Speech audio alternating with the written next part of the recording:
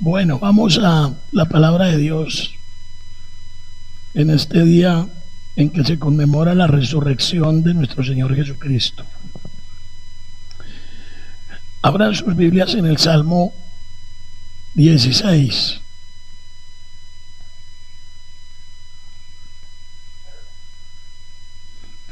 Que fue una de las lecturas que tuvieron hoy en la liturgia.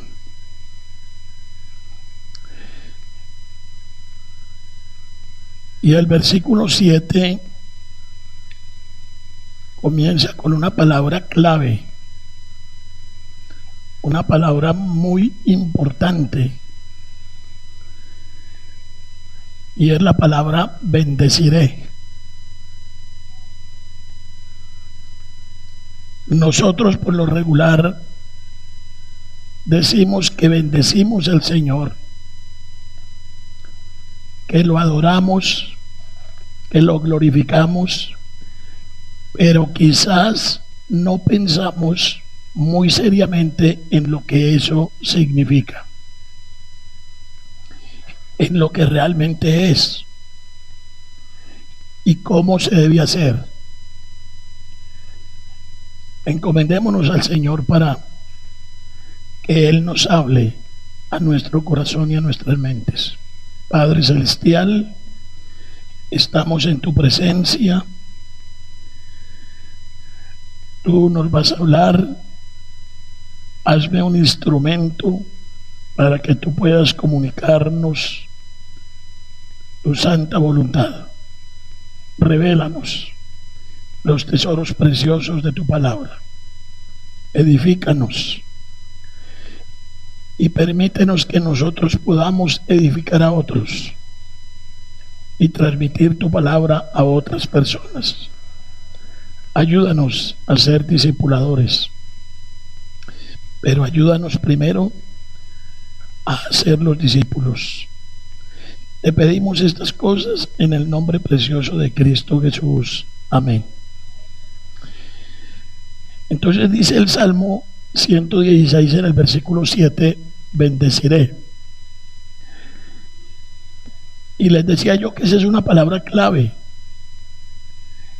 Bendecir a Dios sencillamente es reconocerlo en todo y por todo. Y bendecir a Dios es darle gracias por la forma inagotable como nos bendice. Yo voy a hablar de creación. Dios nos ha creado y Dios nos ha vuelto a crear. Dios nos ha creado, Dios nos ha salvado. Esas dos acciones son infinitas en su contenido. Debemos reconocer eso y debemos agradecer eso. Y es la forma como nosotros bendecimos al Señor. No es un asunto de palabras. Recuerden que el Señor dijo una vez: este pueblo de labios me honra, pero su corazón está lejos de mí. No se trata de decir Señor te bendigo. No se trata de decir Señor, Señor. No se trata de decir alabado sea el Señor, aleluya. No. Se necesita un corazón obediente, un corazón contrito, un corazón humillado, un corazón dispuesto a revisar su vida todos los días. Ninguno de nosotros aquí tiene los niveles de perfección que Dios exige para estar en su presencia. Ninguno.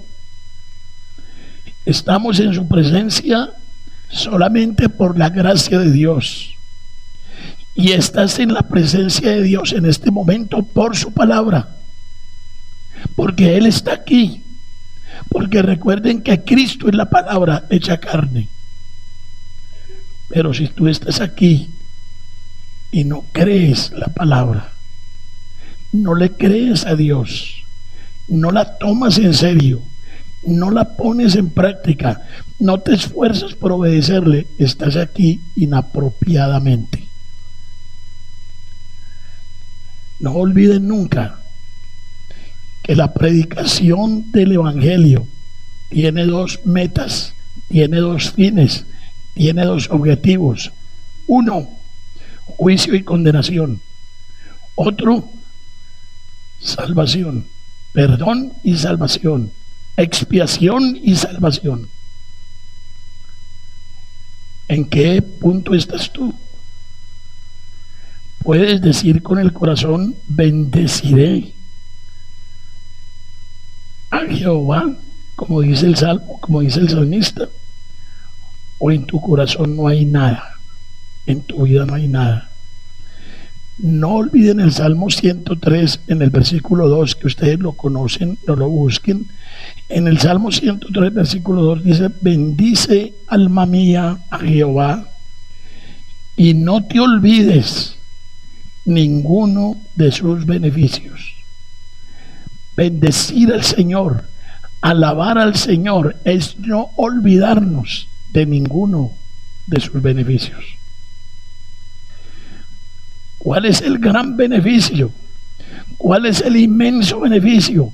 ¿Cuál es el don inagotable que Dios nos ha dado? Cristo Jesús. Y con Él todas las cosas. Yo no sé cuando usted se siente a desayunar, ¿qué le dice a Dios antes de meterse el primer bocado de hallaca en la boca? O la primera cucharada de changua, o el primer mordisco de pan o de arepa. ¿Qué le dice a Dios? O come como come la vaquita del vecino, sin pensar de dónde vino esa comida, sin levantar el pensamiento a quien la creó, sin mostrar una pizca de gratitud por lo que Dios ha hecho. Una cosa asombrosa en mi vida es que ya después de viejo, hace pocos meses, un día dije yo, Señor, por 72 años me has cuidado, por 72 años me has alimentado, por 72 años me has vestido, por 72 años me has protegido de la lluvia y del sol, por 72 años has estado conmigo y yo no te agradezco en ninguna proporción a todo lo que tú me das. Si usted tiene mente financiera y usted tiene 30 años en este momento, siéntese a hacer cuentas cuánto le ha dado el Señor en los 30 años. Se va para atrás, porque va a ser una cantidad enorme. ¿Cuánta comida ha consumido en 30 años? ¿Cuántas medicinas? ¿Cuánta ropa? ¿Cuánto arriendo? ¿Cuántos servicios? ¿Cuántas cosas? ¿Y sabes quién te ha dado todo eso? Dios. Si no lo reconoces, si no le das gracias, tú no lo bendices. Si no tienes un corazón realmente agradecido, realmente no bendices al Señor. Tú no puedes decir que bendices al Señor si tienes un corazón lleno de quejas, de amargura, de frustración, de resentimientos, de envidia, de rencor. Si tú tienes un corazón realmente moldeado por la mano de Dios y su Evangelio, tu vida experimenta gozo. Lo que tú transmites es gozo. Lo que tú le das a la gente es alegría, una alegría que contagia, una alegría que te impide abrir la boca para quejarte, para murmurar, para ser pesimista y mucho menos para ser fatalista. No estoy mintiendo y no estoy exagerando. Recuerden que la Escritura les dice: hermanitos, están en pruebas, tengan su gozo. Pero ¿qué hacemos cuando tenemos pruebas? Lloriqueamos, lagrimamos, nos autocompadecemos, nos queremos meter en un hueco, nos queremos enterrar vivos o tomar decisiones asquerosas. Pero el Señor te dice, si tienes pruebas, asúmelas con sumo gozo. Claro, si no hay fe, si no hay Espíritu Santo, si no hay transformación, no puede haber gozo.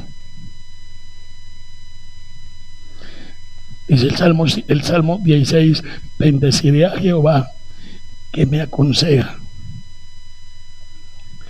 Oiga, yo les pregunto, ¿ustedes realmente experimentan en su vida el consejo de Dios? Realmente en sus momentos difíciles, en sus momentos de soledad, en sus momentos de quietud, ¿realmente ustedes oyen que Dios los aconseja? ¿O ustedes se aconsejan a ustedes mismos? Ustedes dicen, esto es lo que voy a hacer. Ojo con lo que dice Santiago. No hagan como dice la gente del mundo. Mañana voy a ir a tal parte, voy a hacer esto, voy a hacer lo otro. Dice, digan más bien, si Dios quiere, lo haré.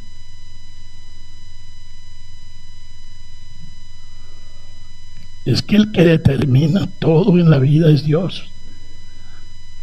No es usted. Usted quiere bendecir al Señor, reconózcalo en todos sus caminos. Está muy pobre, reconozca a Dios en su pobreza. Está muy rico, reconozca a Dios en su riqueza. Está acongojado por sus hijos, reconozca a Dios en la congoja. Lo que a nosotros nos falta, lo que nosotros no tenemos, lo que nosotros no hacemos es convencernos de que todas nuestras batallas se vencen de rodillas,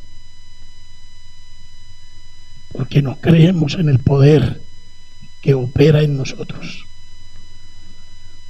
Sea cual sea su circunstancia, sea cual sea su problema, arrodíllese, clame y vea cómo Dios resuelve el asunto. Pero como usted es más inteligente que Dios y como usted es más omnipotente que Dios, entonces usted tiene la solución, usted tiene la respuesta, usted decide lo que hay que hacer y Dios sigue siendo un decorativo en su vida. ¿Cómo puede tener una vida de gozo, de victoria? Bendeciré a Jehová que me aconseja. Hay otro salmo, no lo busquen, 73, 24. Ese salmo dice, me has guiado según tu consejo y después me recibirás en gloria. Oiga eso, me has guiado según tu consejo, he seguido tu consejo, he seguido tu palabra, por lo tanto todo esto terminará ¿en qué? En gloria. Porque el que se humilla será exaltado y el que se exalta será humillado.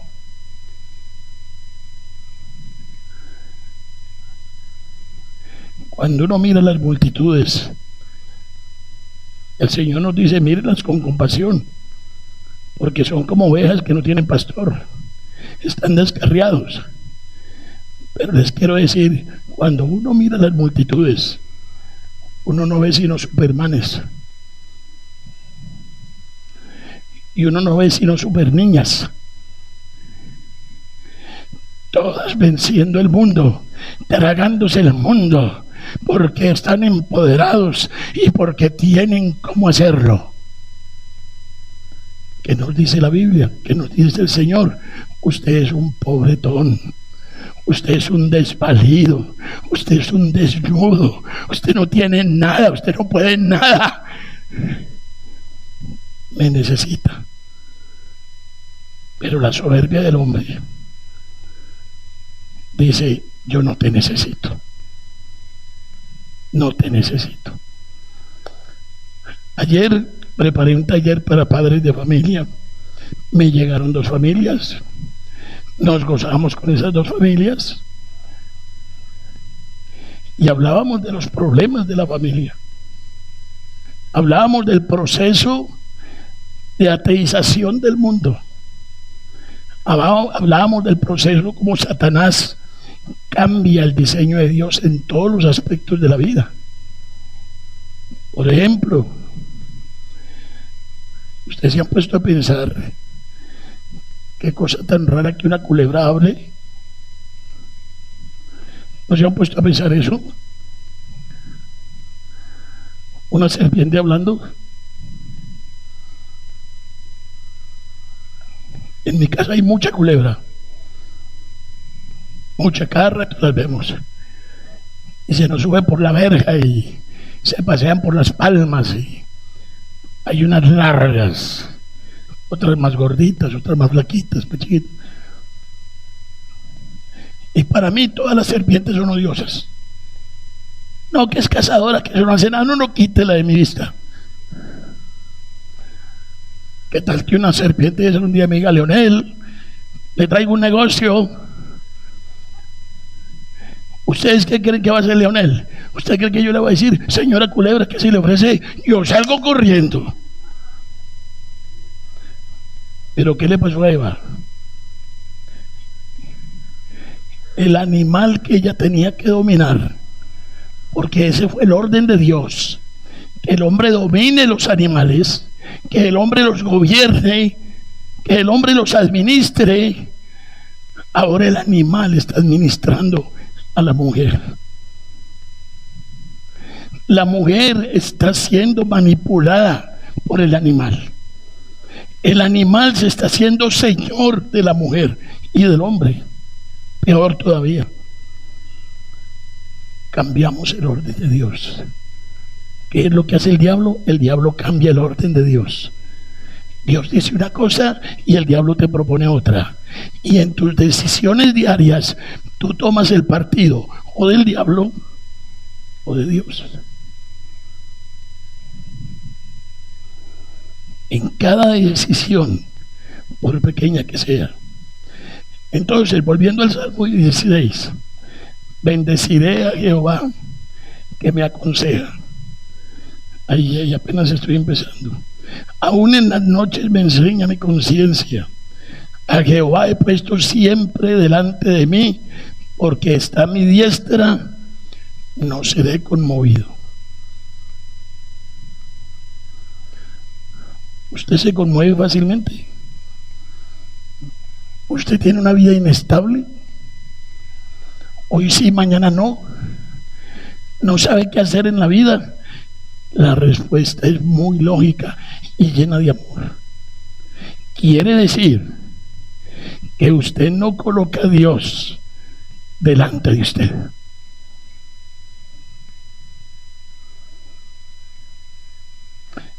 Lo que los estoy invitando es a reflexionar. El tema es la resurrección, pero apenas estoy en la introducción. Porque vamos a hablar de el poder que levantó a Cristo de entre los muertos. Es el mismo poder que tienes tú, porque Él mora en ti y porque tú un día vas a resucitar como Él resucitó. Y la pregunta obligada es, ¿tú crees que vas a resucitar? ¿Tú crees en la resurrección o no? Si crees en la resurrección, ¿cómo te tomas ese asunto en tu interior? ¿Qué importancia le das? Porque resucitaremos para ir al infierno o para ir al cielo. Irás al infierno por la eternidad con tu cuerpo y tu alma. Irás al cielo por la eternidad con tu cuerpo y con tu alma. Los discípulos de Emaús, uno de los pasajes más lindos de la Biblia. Bueno, todos son lindos. Yo peco cuando digo que este es más lindo que todos son lindos. Pero qué impactante es la historia de los dos discípulos que van rumbo a Emaús. Se les arriba un varón mientras caminan en un camino solitario. Para ellos dos, 11 kilómetros de distancia entre Jerusalén y Emaús. Y van caminando y van charlando. Y el tema obligado, ¿cuál es? La muerte de Cristo. Y se les arrima un varón. Y dice la Biblia que ellos no lo conocieron. Algunos de ustedes dirán, no lo conocieron. ¿Será que uno cambia mucho cuando está resucitado? No. La Biblia misma le dice que Dios les veló los ojos para que no lo conocieran. ¿Cómo hubiera sido el susto de esos dos muchachos de ver a Jesús de repente al lado de ellos? Por alguna razón y algún propósito, Dios les impidió que lo reconocieran. Y el varón les dice, ¿de qué están hablando? Dice, oiga, usted es el único que no sabe lo que pasó. No saben el noticionón que acaba de pasar en Jerusalén. Dice, no, ¿qué pasó? No, pues que teníamos un hombre dotado de unas cualidades extraordinarias. Hacía milagros, enseñaba como nadie. Creíamos que era el Mesías. Y lo mataron. Los romanos lo crucificaron, aplastaron todo lo que estaban haciendo. Iban completamente derrotados. Y el Señor les dice, oiga, ustedes sí son como insensatos, ¿no? Ustedes no creen nada de lo que dijeron los profetas. ¿Cómo así? ¿Cómo así? Y empezó, dice el Señor, desde Moisés. ¿Qué significa que dice que empezó desde Moisés? Desde el Pentateuco, desde Génesis 3:15 empezó el Señor a hablarles y pasó por todos los profetas, por el Éxodo, por toda la Biblia y les dijo, este es el camino y la historia del Mesías prometido. El Mesías prometido era un ser sufriente en primer lugar. ¿No lo vieron? ¿No lo recuerdan? ¿No lo entienden?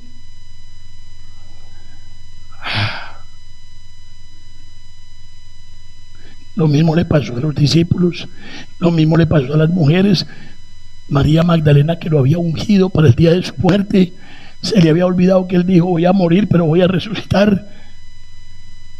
Todos compungidos, todos derrotados, todos escondidos. La pregunta hoy es, ¿usted cómo busca a Cristo? ¿Entre los vivos o entre los muertos? ¿Qué piensa usted de Cristo? ¿Cómo se relaciona con Él? ¿Qué tipo de relación tiene con Cristo? ¿Qué nivel de dependencia tiene de Cristo? Me acuerdo siempre del viejo obispo Policarpo, padre de la iglesia, a quien condenan a muerte a la hoguera porque no renuncia a su fe cristiana. Y camino del martirio se le vuelven a acercar a Policarpo y le dicen, Policarpo, reniegue de Cristo, niéguelo, sálvese, lo van a quemar. Y el viejito dice, y por eso yo me alegro de ser viejo, dice, por 80 años Jesucristo me ha tratado bien, me ha bendecido, me ha ayudado, ha llenado mi vida de gozo. ¿Por qué lo voy a negar ahora? Y Policarpo fue consciente a la hoguera y lo quemaron vivo. Esa fuerza para poder dar la vida por Cristo solo resulta si yo estoy convencido que Cristo está vivo. Y si está vivo, ¿por qué no hablas con Él? ¿Por qué no te arrodillas? ¿Por qué no le pides? ¿Por qué no le dejas tus frustraciones a Él? ¿Por qué no lloras amargamente delante de Él y le pones todas tus amarguras? ¿Por qué no le suplicas? Hermanos, cada que estoy orando, repito esta frase: Abba Padre, tú puedes curarme, Tú puedes sanar mi garganta. Si tú le ordenas a los papilomas que se vayan, ellos se irán porque son tus siervos. Pero no se haga mi voluntad, sino la tuya. Cristo está vivo. Y le digo a mi Cristo a renglón seguido: tú sanaste leprosos, tú devolviste la vista a los ciegos, tú le devolviste el habla a los mudos, tú curaste paralíticos. Hijo de David, tú tuviste compasión de los enfermos, ten compasión de mí. Y hasta hoy el Señor ha dicho: Leonel, cirugías y mi gracia. Si ustedes van a mi casa el lunes, el martes, el miércoles, yo no puedo hablar. Y llega el domingo y yo no sé, sale. Vengo a la conferencia el sábado con los hablo. Voy a grabar el programa radial, hablo. Bástame la gracia. Pero síganle pidiendo al Señor que me devuelva la voz. Que en los últimos años de mi vida me permita predicar y enseñar con más denuedo, con más fuerza, porque cada día me enamoro más de Él. Cristo ha resucitado. Con la historia de los señores de Emaús, ellos se devuelven a Jerusalén después de lo que lo reconocen, y después de que Él se ha ido y ellos lo reconocieron al partir el pan, hay una frase que jamás se me olvida. Se dicen el uno al otro, dicen: oye, ¿no te ardía el corazón cuando Él nos hablaba? La pregunta obligada hoy, retórica pero importante: ¿te arde el corazón cuando oyes estas cosas? ¿Te está ardiendo el corazón en este momento? ¿Estás escuchando la voz de Dios? ¿O estás aquí sin saber por qué estás aquí?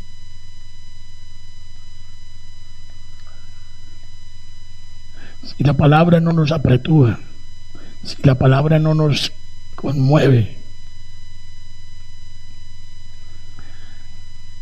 nada está pasando en nuestras vidas, porque la herramienta del Padre para limpiar nuestras vidas es la palabra. San Juan 15, para los que no han pasado por ahí, leanlo en su casa. Dice que el Padre es el que cultiva nuestras vidas, nuestra unión con Cristo. Él es el labrador. Y en el versículo 3 del capítulo 15 de Juan dice que el Padre nos limpia con la palabra. Yo he enseñado que cuando leemos la Biblia en el culto, en la liturgia, terminemos diciendo: Dios añade gracia por leer su palabra. Y mis hermanos le añaden otras cositas o cambian. Algunos dicen que el Señor siga añadiendo gracia, otros dicen que el Señor añade gracia por su bendita, eterna, grande y infinita palabra. Bueno, se echan un discursito. Bueno, está bien, pero lo que quiero decir es: no es un deseo, no es una petición, es un hecho. Cada vez que tú lees la palabra, Dios está ahí y añade gracia, porque te limpia. Si eres creyente, si no eres creyente, añade juicio, porque Cristo dijo: yo no juzgo a nadie, porque yo no he venido a juzgar al mundo sino a salvarlo. Los que no creen tienen quien los juzgue. La palabra que les he hablado, ella los juzgará en el último día. La palabra. ¿A qué vienen los domingos a la iglesia? A la santa convocación. ¿Vienes para ser edificado? ¿Vienes para adorar a Dios? ¿Vienes para darle gracias al Señor? ¿Para oír su voz? ¿Para edificarte en la santidad? ¿O vienes para aumentar tu juicio para perdición? Porque lo que estás ganando al escuchar estas palabras es responsabilidad delante de Dios. Y mis queridos hermanos, el día del juicio, Gigliola no podrá decir: yo no supe, Señor, porque yo seré testigo. Gigliola, toda tu vida, desde que tenías la costumbre de balbucear, te estoy hablando de la palabra. Y cada domingo, y cada lunes, y antes cada día, en mi casa se hablaba la palabra. Se habla la palabra. Y si alguno de ustedes en el juicio se levanta y dice que nunca supo, que nadie le dio el mensaje, yo me levantaré como testigo y diré: Bellanit, te lo dije. Alberto, te lo dije. Miriam, te lo dije. Y habrán otros testigos, posiblemente ustedes. Si yo llego allá a decirle al Señor: Señor, yo pensé que yo era pastor y que estaba en el camino, y algunos de ustedes van a: Leonel, te lo dijimos. Quiera Dios que se nos ocurra. Quiera Dios que lo único que escuchemos el día del juicio sea: venid benditos de mi Padre al cielo que os he preparado. Pastor, no hay cielo. Eso es un estado del alma. Eso es lo que dice la serpiente. Usted sabrá si quiere oír al animal. Usted verá si quiere vivir en una vida donde la cola es la que mueve al perro. Porque ese es el orden de Satanás. Esa es la estrategia del diablo. Lo que Dios dice es únicamente la verdad y nada más que la verdad. Volvamos al Salmo. Salmo 16. Vamos al versículo 9. Se alegró por tanto mi corazón. Cuando la Biblia habla de corazón, está hablando de lo más profundo de su ser, de lo más interno, de la fibra más íntima. Dice: se alegró por tanto mi corazón y se gozó. Y se gozó mi alma. Mi carne también reposará confiadamente, porque no dejará mi alma en el Seol, ni permitirá que su santo vea corrupción. Versículo 11. Me mostrarás la senda de la vida. En tu presencia hay plenitud de gozo, delicias a tu diestra para siempre. Voy a detenerme en lo que me falta de tiempo para que pensemos un ratico en el versículo 10. El 9 termina diciendo: mi carne también reposará confiadamente, porque no dejará mi alma en el Seol. Seol es hebreo, ¿no? ¿Sí es hebreo? Ok. En el Seol.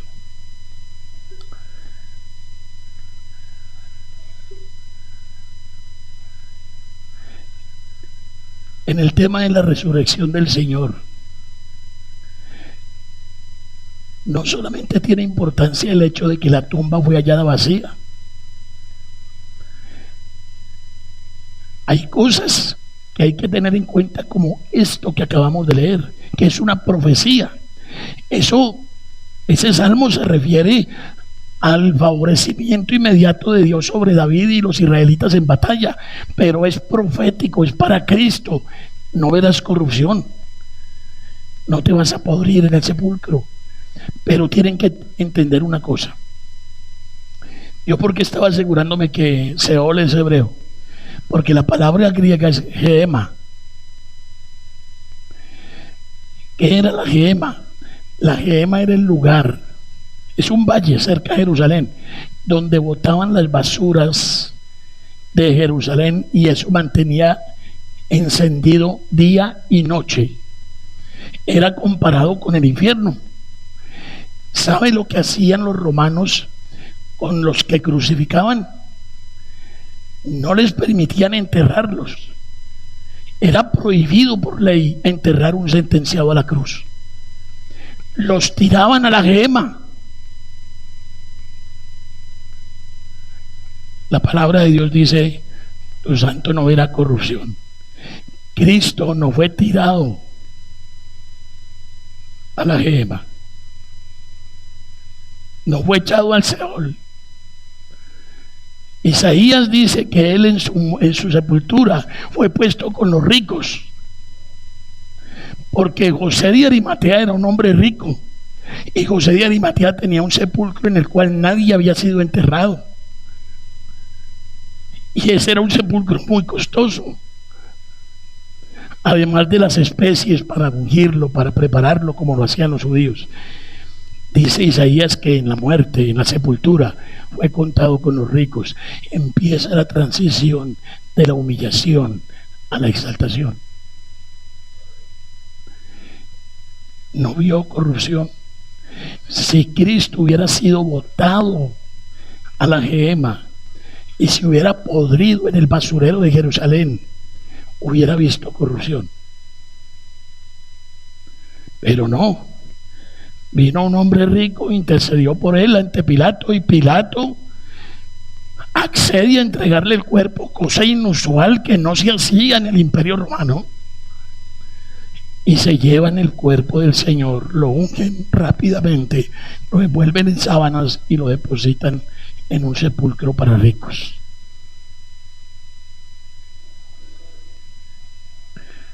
Ustedes se acuerdan cuando el Señor fue llamado para que fuera donde Lázaro, que estaba enfermo? El Señor hizo como si no hubiera escuchado, siguió tranquilo, y después de 3 días o 4 días dice: bueno, vámonos para Betania porque Lázaro está necesitándonos. ¿Sabe qué diría un colombiano bien colombiano? ¿Y para qué dijo la lora, Señor? ¿Sí? Bueno, pero se fueron, llegaron a Betania, y cuando llegaron a Betania le pregunta a sus hermanas dónde lo pusieron, y lo llevaron donde estaba, y el Señor dice: quiten la losa, quiten la piedra, y la hermana le dice: Señor, ya lleva 4 días sepultado. El Señor dice: quiten la piedra, él no está muerto. Lázaro, ven fuera, y salió. Según los judíos, un cuerpo empieza a descomponerse al 3er día de estar en el sepulcro. Según los judíos. Y yo creo que es así. Tengo una médico, ¿sí? ¿Es así? Bueno, ok. El Señor Jesús no vio corrupción. El Señor Jesús no se descompuso. El Señor Jesús no fue botado en la gema. El Señor Jesús fue sepultado con honores. El Señor Jesús fue sepultado con devoción, con amor, con consideración, exquisitamente tratado después de la cruz. Empieza la transición hacia la glorificación. La resurrección opaca todo, pero esto tenemos que verlo como significativo. Se terminó en la cruz el estado de humillación de Cristo, y lo volveremos a ver no como cordero al matadero, sino como rey y como juez, para juzgar a los vivos y a los muertos. Y lo que dice la Escritura es que toda rodilla se doblará y toda lengua confesará que Jesucristo es el Señor. Hágalo voluntariamente. Doble la rodilla hoy. Confiese voluntariamente, racionalmente, con convicción y certeza: Jesucristo es el Señor. Porque si tiene que hacerlo en el último día a la brava, usted va para los infiernos.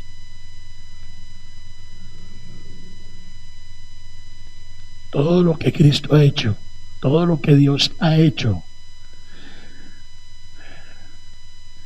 yo siempre les digo: piensen en el Padre Celestial. No tenemos lenguaje para describir eso, pero el Padre Celestial hace esto: acaben con mi hijo, Masácrenlo, pártanlo, muélanlo, acábenlo.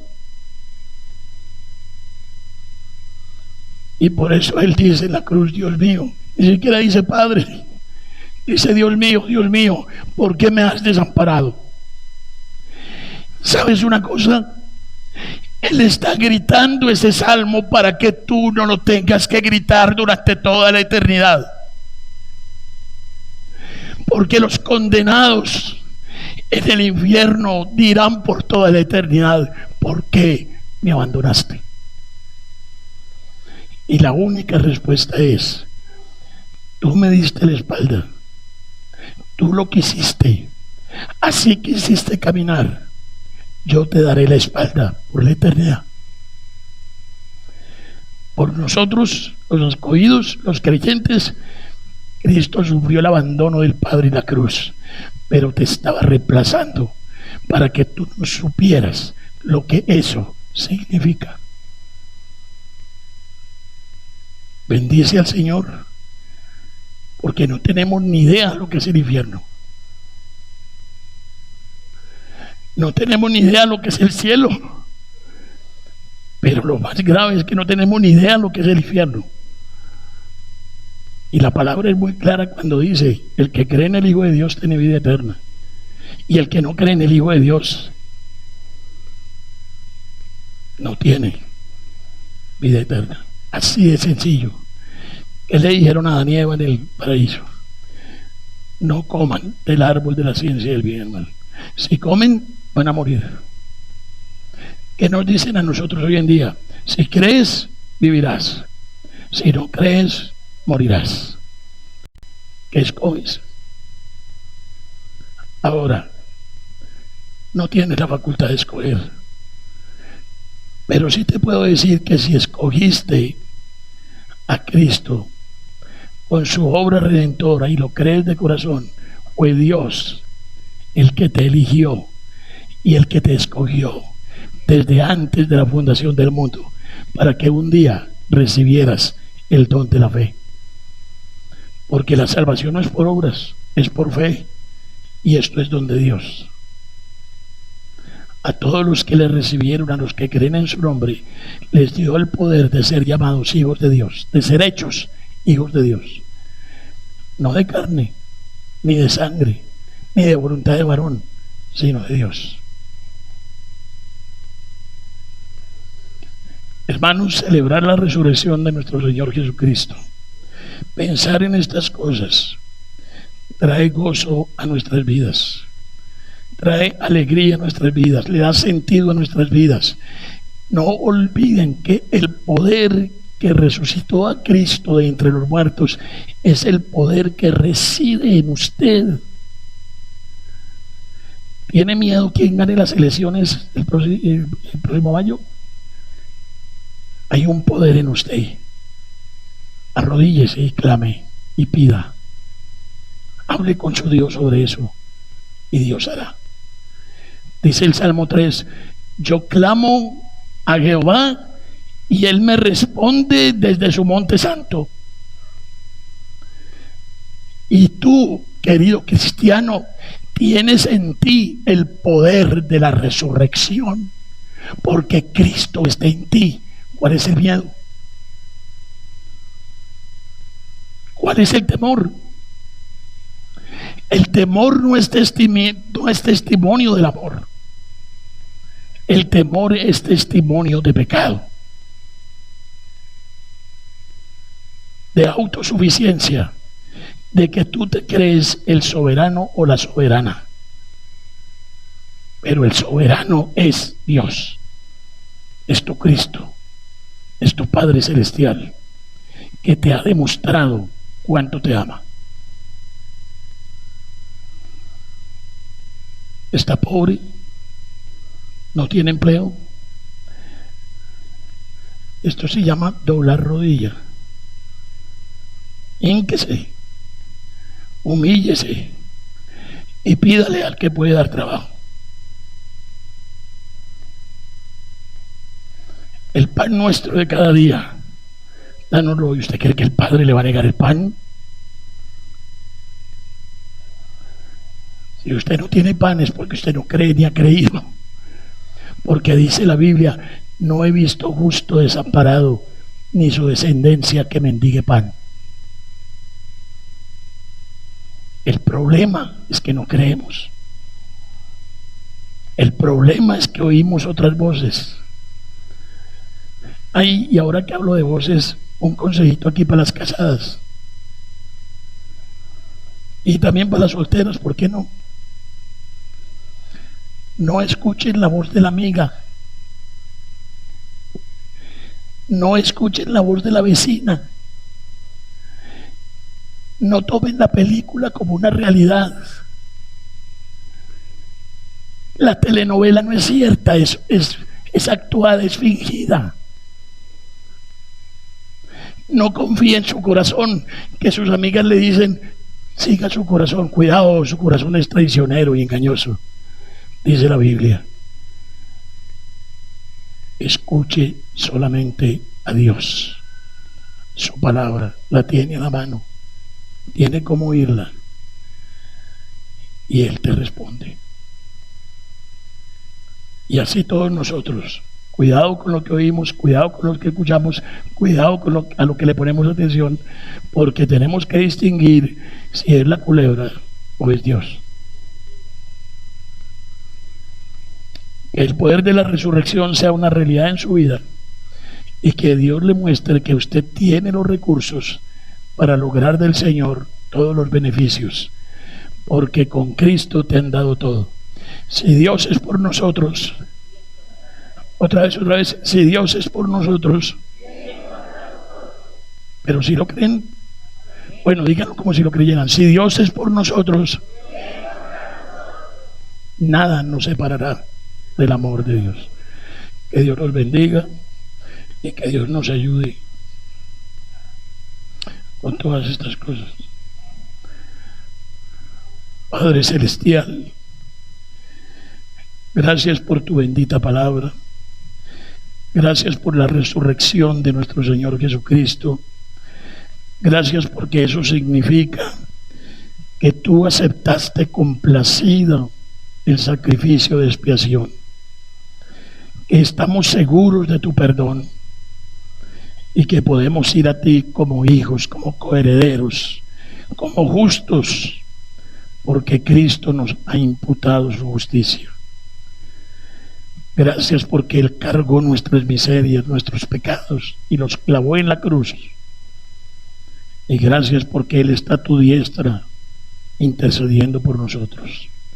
Ayúdanos a creer, aumenta nuestra fe y permítenos experimentar en nuestras vidas el gozo tuyo. En el nombre de Cristo Jesús. Amén.